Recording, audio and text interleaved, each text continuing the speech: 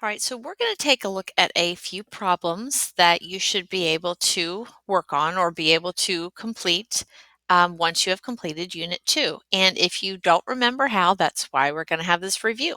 So the first problem here, looks like we've got angle LMN. And reading the information up here, it says that ray MO is right here, is bisecting angle LMN. Remember that the word bisect means that it's cutting it in half, bi meaning two, so it's cutting it into two equal sections.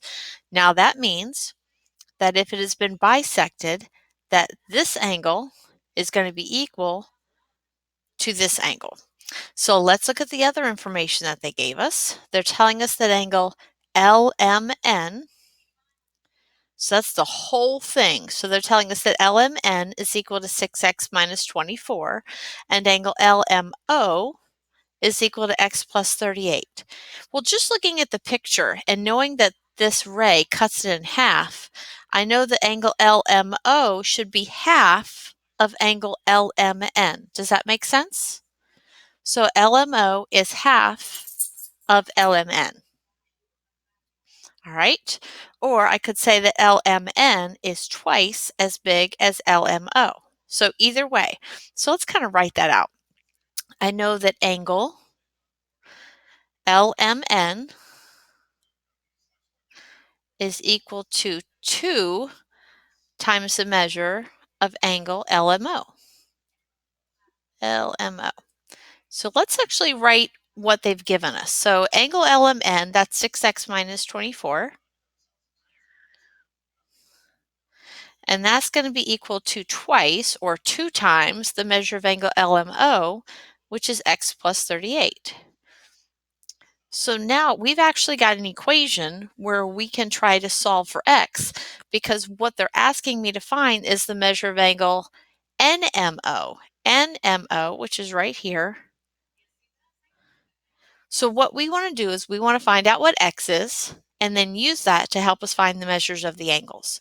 So first we've got to solve this equation for x by distributing on this right-hand side. So I have 6x minus 24 is equal to, all right, this is going to be 2x plus, let's see, 2 times 38, that's going to be 76. So now we've got variable terms. We need to get them both on the same side. So I'm going to subtract 2x from both sides, because remember, all I'm doing here now is solving for x. So now that leaves me with 4x minus 24, it's a minus, is equal to 76. Now we're just solving for that variable, so let's get the 24 over to the other side by doing the opposite operation, so we will add it. So now I've got 4x is equal to, and then 76 plus 24, that's 10. There we go. It's going to give me 100. So now divide both sides by 4, and I can see that x is equal to 25. So I know the value of x, but I've got to look back at the question. I want to know the measure of angle NMO. That is this one that I marked in green. Well, remember, since this ray bisected angle LMN, that means angle NMO is going to be equal to angle LMO. These two are the same. I already know that LMO is equal to x plus 38, and I now know what x is. So I know that angle LMO is equal to x plus 38, and we just solved for x and said that x was 25, so let's replace the x with 25. So when I add them together, see, 8 and 5 is 13, so that's going to give me 63. And remember, the angle LMO is going to be equal to angle NMO, so the measure of that angle that we're looking for is 63 degrees. So some important things to know in that problem, we had to know that when we're bisecting an angle, that we're cutting it into two equal pieces. So I knew that these two angles were going to have the same measure. And I knew that the large angle was twice as large as the smaller one that was cut in half. All right, let's take a look at the next one. All right, here we go. Excuse me.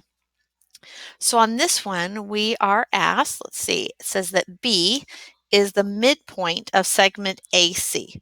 So B is in the middle or halfway. So that means it really cuts it into two equal pieces if it's in the midpoint.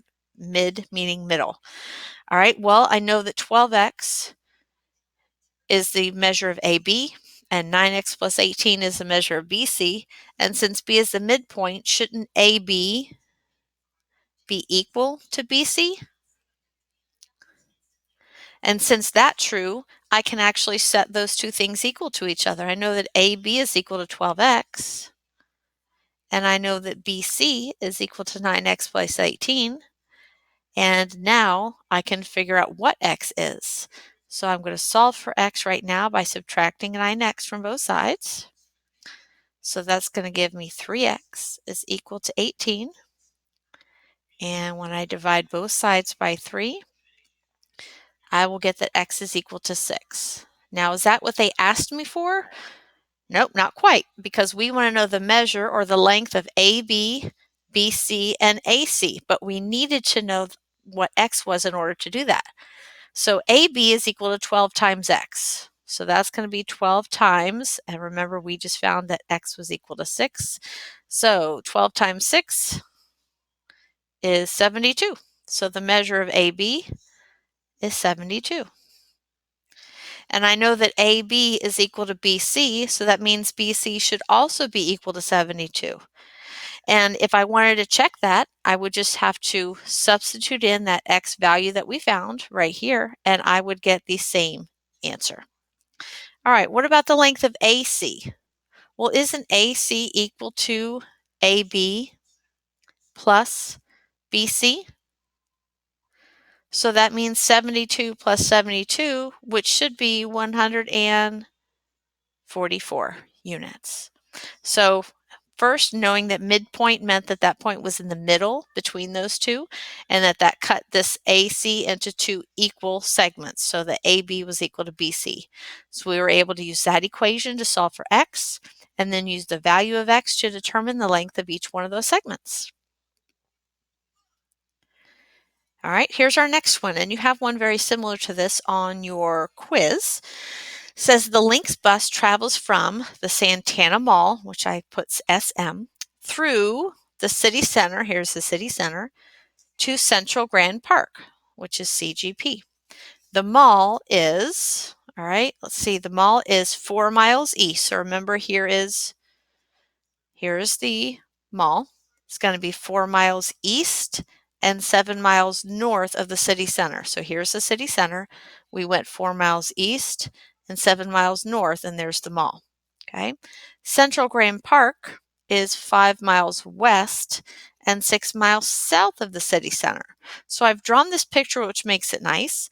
How far is it from Central Grand Park, which is right here, to the mall, right here, to the nearest tenth of a mile? So we want to know this entire distance. Well, right here, I have got two right triangles, and I can determine this length here and this length here by using the Pythagorean theorem. And then I can add those two lengths together to find the total distance from the park to the mall. So first, let's start with the Pythagorean theorem here. Remember that Pythagorean theorem, a squared plus b squared is equal to c squared. A and B represent the lengths of the legs of the right triangle. C represents the hypotenuse. So in my first triangle, my legs are 4 and 7. So 4 squared plus 7 squared is equal to, and I don't know the hypotenuse, so I'm going to keep it as c squared. So now let's simplify. 4 squared is 16. 7 squared is 49.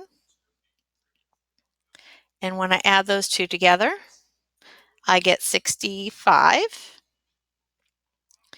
And so if I want to find what c is, I need to take the square root. And when I find the square root of 65, I get 8.06.